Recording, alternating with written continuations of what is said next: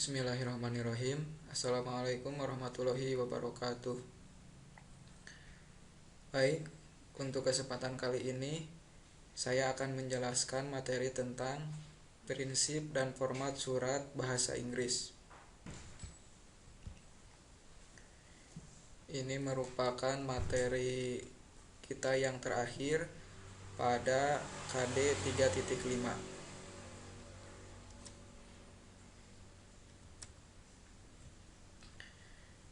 Pertama, tentang prinsip-prinsip dalam surat menyurat bahasa Inggris, ada 4 prinsip yang harus kita kuasai. Yang pertama, ada gaya bahasa.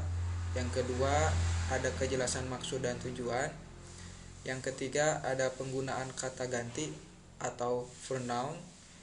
Yang keempat, ada struktur surat. Baik, kita ulas satu persatu dari keempat prinsip tersebut. Yang pertama ada gaya bahasa. Nah, di dalam prinsip gaya bahasa ini ada beberapa hal yang harus kita perhatikan. 3 hal yang harus kita perhatikan dalam prinsip gaya bahasa pada surat bahasa Inggris. Yang pertama, kita harus menghindari segala bahasa gaul maupun bahasa yang tidak resmi.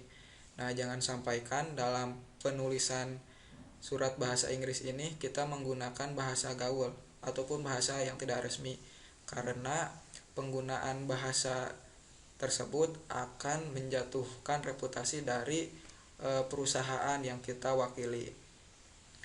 Maka daripada itu kita harus menulis surat bahasa Inggris seperti layaknya kita menulis surat lamaran pekerjaan. Jangan sampai kita menulis surat bahasa Inggris seperti kita akan membuat surat kepada teman atau sahabat semasa kecil. Dan kita juga harus menghindari kalimat-kalimat yang tidak resmi seperti you know what I mean, it's cool, dan juga you know that. Nah, ketiga kalimat tersebut harus kita hindari karena merupakan kalimat yang tidak resmi. Kedua, yang harus kita perhatikan dalam gaya bahasa adalah kita harus menghindari penggunaan bahasa-bahasa yang mengandung ketidakpastian atau ketidakjelasan. Nah, apa saja bahasa-bahasa tersebut? Contohnya itu ada kata seems, perhaps, eventually, ataupun usually. Nah, contoh kalimatnya dalam contoh kalimat yang mengandung ketidakpastian itu adalah it seems that perhaps we may be able to have our meeting on Wednesday. Nah, itu merupakan contoh kalimat yang mengandung ketidakjelasan atau ketidakpastian. Maka lebih baiknya kalimat tersebut kita ganti seperti ini. We will have our meeting on Wednesday. Nah, itu merupakan kalimat yang baiknya. Dan hal ketiga yang harus kita perhatikan dalam gaya bahasa adalah kita jangan menyingkat kata-kata bisnis. Nah, contohnya itu kita jangan menyingkat kata you are menjadi your, ataupun kata cannot menjadi cannot. Nah, seperti itu. Itu untuk prinsip gaya bahasa. Selanjutnya kita masuk ke dalam prinsip yang kedua, yaitu kejelasan maksud dan tujuan. Nah, apa maksudnya kejelasan maksud dan tujuan ini? Yang pertama, kita harus menjelaskan maksud dan tujuan dalam menulis surat ini ke dalam beberapa kata singkat dan juga sederhana, sehingga ketika kita membuat kalimat yang singkat dan sederhana akan mudah dimengerti oleh pembaca surat, oleh penerima surat. Yang kedua, kita tidak boleh atau jangan sampai menggunakan kalimat-kalimat yang terlalu rumit. Dan yang ketiga, kita harus memberikan informasi secukupnya dan tidak berlebihan ataupun tidak bertele-tele, sehingga surat kita itu menjadi ringkas dan padat, namun tetap memperhatikan gaya dalam penulisan, yaitu menggunakan bahasa yang sopan. Seperti itu dalam prinsip kejelasan maksud dan tujuan. Prinsip yang ketiga ada penggunaan kata ganti. Nah, tiga hal yang harus kita perhatikan dalam penggunaan kata ganti. Yang pertama, menulis surat bisnis bahasa Inggris untuk orang pertama maupun orang kedua sangat diperbolehkan. Nah, kata ganti orang pertama dan kedua itu kan adalah I dan you. Nah, karena kedua kata ini dapat menciptakan koneksi antara penulis dan penerima surat. Nah, penggunaan kata ganti orang pertama dan kedua ini diperbolehkan dalam surat bisnis yang bersifat individu, artinya tidak mewakili suatu perusahaan. Nah, beda lagi dengan surat bisnis suatu perusahaan. Ada di poin yang kedua. Bila surat Anda dicetak menggunakan kop surat institusi, nah, kop surat ini kan bisa jadi juga suatu perusahaan. Nah, maka kita sebaiknya harus menggunakan kata we dan harus menghindari kata I maupun kata you. Nah, penjelasannya ada di poin nomor 3. Pemakaian kata we dapat berdampak terhadap opini atau informasi yang ada dalam surat yang kita tulis oleh sebuah institusi dan bukan ditulis oleh pribadi. Jadi maksudnya itu kata we itu akan mewakili kita sebagai penulis surat yang membuat surat mewakili perusahaan.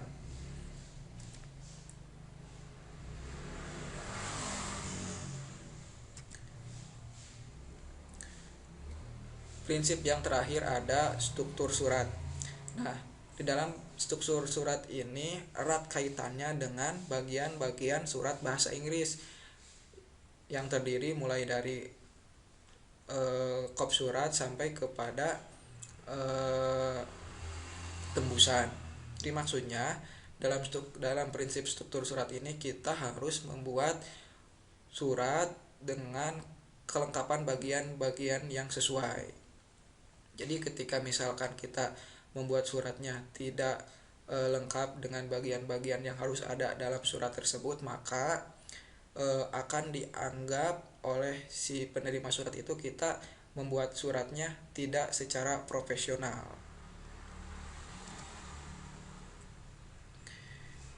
Itu tentang materi prinsip-prinsip dalam surat menyurat bahasa Inggris. Jadi kesimpulannya ada 4 prinsip yang harus kita kuasai dalam pembuatan surat bahasa Inggris, dan di dalam keempat prinsip itu ada beberapa hal yang harus kita perhatikan.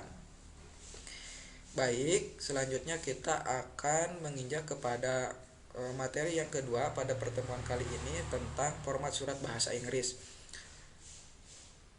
Nah, di dalam format ini ada 3 bentuk atau 3 format yang umum digunakan dalam surat menyurat bahasa Inggris.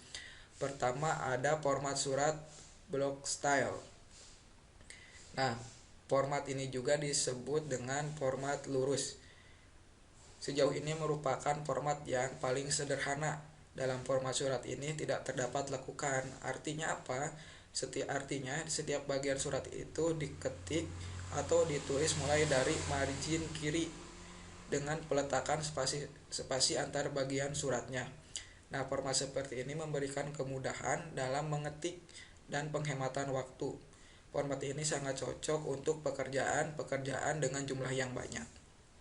Ya, intinya format block style ini merupakan format yang paling sederhana di mana penulisan semua bagian-bagian surat itu rata kiri, tidak ada lekukan. Termasuk untuk head letter dia harus rata kiri. Ini karena ada logo instansi, logo perusahaan, maka penulisan head letter di sini menyesuaikan dengan penulisan logo yang ada di dalam suratnya. Tapi pada intinya semua bagian harus ditulis rata kiri untuk format block style ini. Format yang kedua ada modified block style. Nah, dalam format ini memiliki beberapa kelebihan karena paragraf-paragrafnya terpisah dan memungkinkan setiap paragraf untuk berdiri sendiri. Penjarakan antara komponen-komponen pun tetap sama seperti dalam format block style atau format lurus. Ada perbedaan antara format block style dan format modified block style ini. Perbedaannya adalah alamat pengirim surat ataupun kop surat. Selanjutnya penutup surat, tanda tangan, dan nama pengirim itu berada atau ditulis mulai dari kanan. Nah, itu yang membedakan antara block style dan modified block style itu adalah kop surat, penutup surat, tanda tangan pembuat surat, dan juga penulis berada di sebelah kanan.